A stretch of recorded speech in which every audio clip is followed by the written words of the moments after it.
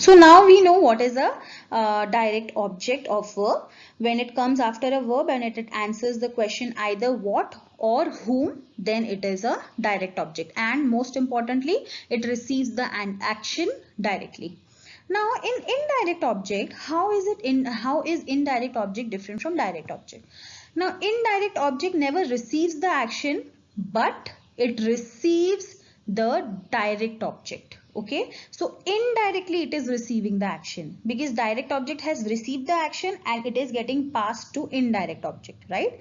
As for example, the example that I gave you at the first, right? That is Stuti threw Priya a marker.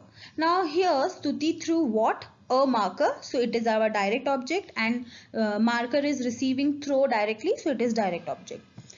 Stuti threw marker to whom?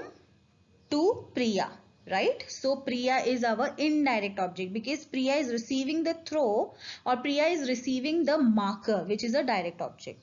So the main difference between direct object and indirect object is direct object receives the action or the verb, right? But indirect object receives the direct object. It doesn't receive the action directly. It receives the direct object, and that is why it is known as indirect object. And as I told you, direct object will always answer the question what or whom.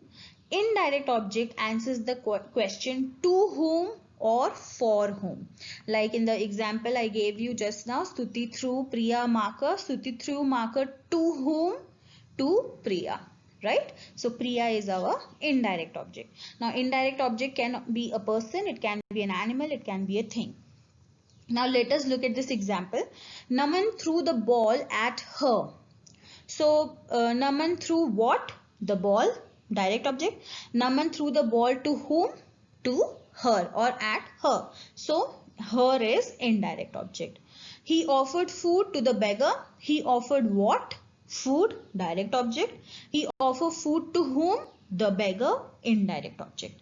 Now, if you remember, I had told you all that if a sentence has only one object in a sentence, it has to be a direct object and it cannot be an indirect object, because indirect object receives direct object, right? So if there is no direct object, how can indirect object exist in a sentence?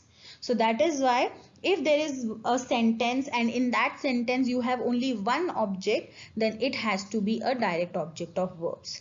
So direct object will tell you about what and whom, will answer you what and whom, and it will come after the verb, and it is directly affected by the verb, right? But indirect object receives the direct object. It is not directly affected by the verb, and it answers the question to whom, for whom, at whom, by whom, like that, okay, etc. And most importantly, if there is only one object in a sentence, then it has to be direct object.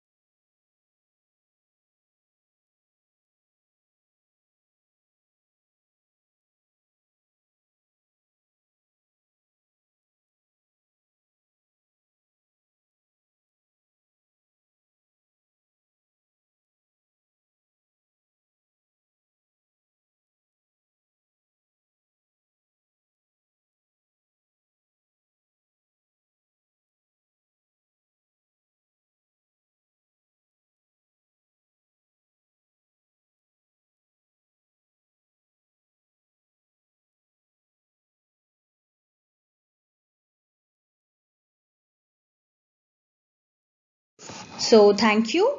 Do well, and of course go through the chapter. If you come across any kind of query or doubt, I'm always there, just a message away, and you can always clear your doubts in our online session. Okay, thank you.